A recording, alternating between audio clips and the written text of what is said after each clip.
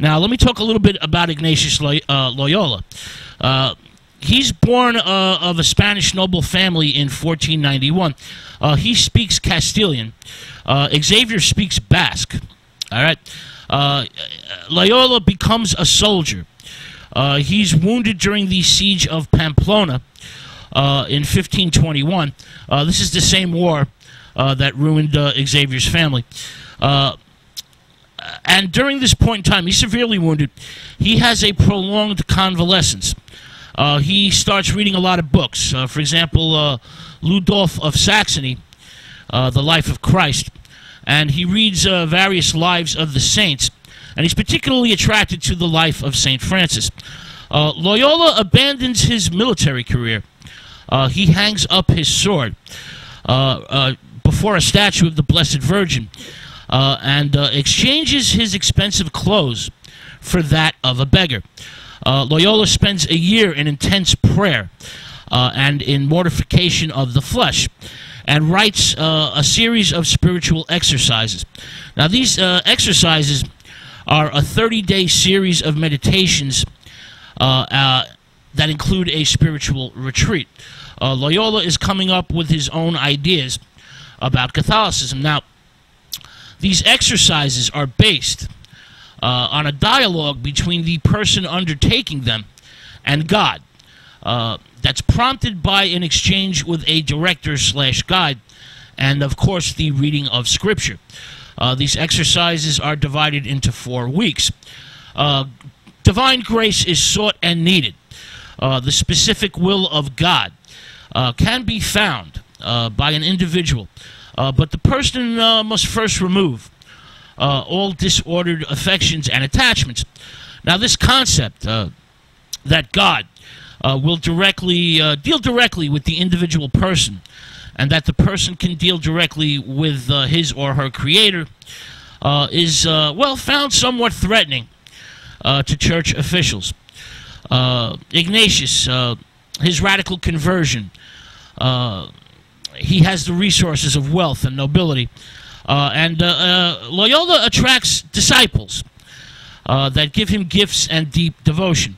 Now, these disciples drop out of school. They follow his exercises, and they work in hospitals with the poor. Now, Paris officials and church authorities become concerned about Loyola's growing power, and they notify the Inquisition about this new leader and his band of do-gooders. And essentially, they're now watched like hawks by the authorities. They're under suspicion. Now, Xavier at first keeps his distance from Ignatius Loyola, but a drinking buddy of Francis is hanged at the gallows for killing a man in a fight. And Francis Xavier becomes deeply depressed. Ignatius Loyola helps out Xavier. They discuss theology, and Francis slowly begins to trust Loyola, and eventually undergoes the 30-day spiritual exercises. Francis essentially, at this point, goes from the brink of suicide to confidence and a renewed sense of spirituality. Xavier becomes drawn to Loyola. He finds him mysterious and intriguing. Well, Loyola's bouts with the Inquisition make him a lot more interesting than school. Ignatius has given Francis a sense of purpose to serve God, to serve the people who are most in need, the sick and the poor. And Francis feels that he owes him his very life. Loyola has been a tremendous help to him, and a deep friendship develops, one that never leaves him. To Xavier, Loyola is a great man of God and has now given him a mission in life: to save souls. Now, the Inquisition feels that Loyola's spiritual exercises smack of Protestant individualism. This direct contact with God's will is dangerous. No church hierarchy is needed during the exercise exchanges. Loyola and his disciples are, well, essentially exiled from Paris by the Inquisition, and sent to Montserrat. This is in the Barcelona province of northeastern Spain. Montserrat is an isolated monastery that's been around since the 7th century A.D. Montserrat is Latin, essentially Mon Serratus, or jagged ridge. So it's a very jagged, high mountain. Now, Ignatius and Xavier and their disciples, during their stay in Montserrat, formed the Society of Jesus, the Jesuits, while in exile and isolation. Essentially, the Jesuits used the Ignatian way of prayer as their spiritual foundation. Jesuit ideas essentially moved the Catholic religion from the head to the heart, and have an absolute the Jesuits have an absolute devotion to God and poverty. God takes all their freedom and possessions, their memory and free will. God will now give them his love and grace, and that is more than enough. This is essentially all you need is love here. Obedience to God's will is a must in order to serve him. And the Jesuits take 4 vows of obedience, plus a special vow to always obey the Pope. Now, this, of course, is a turning point for Francis Xavier. He's no longer a hidalgo, a playboy. He's now on the road to sainthood. This is around 1537, 1538. Now, the 7 Jesuits, their 7 original members or founders, wish to take a pilgrimage to the Holy Land and want to convert the Muslims. They set their eyes on the distant shores of Palestine, but there's a problem. The perennial war with the Turks in the east, the Ottoman Empire, prevents the Jesuits from going further than Venice. So they decide to go to Rome. Rome is, of course, the center of Western Christendom. Rome is a glorious canvas of classical beauty.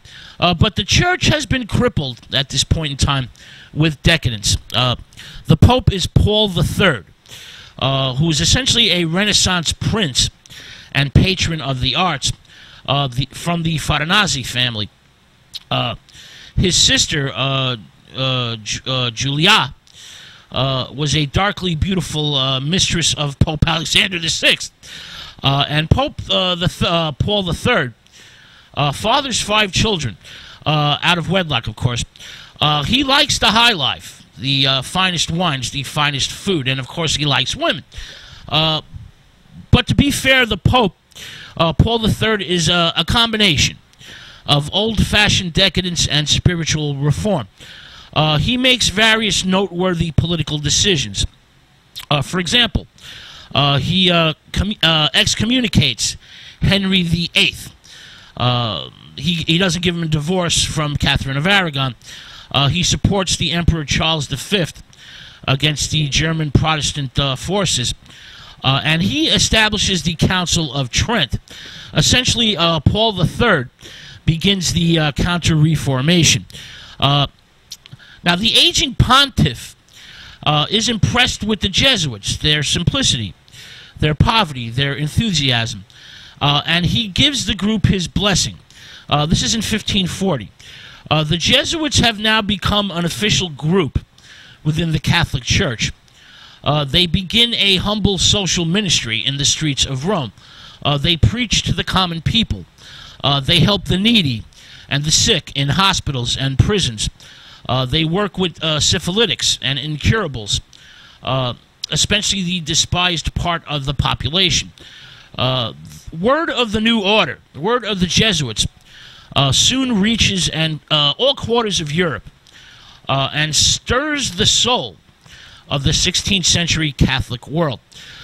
Bishops, cardinals, monarchs petition the Pope and request Jesuits for their courts.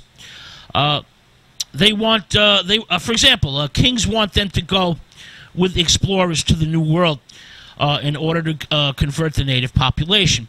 As I mentioned, the Jesuits have a special vow of obedience to the Pope, and they will go wherever the Pope sends them. The Jesuits have now become a multinational order or company that is growing rapidly and will soon focus on education and missionary work.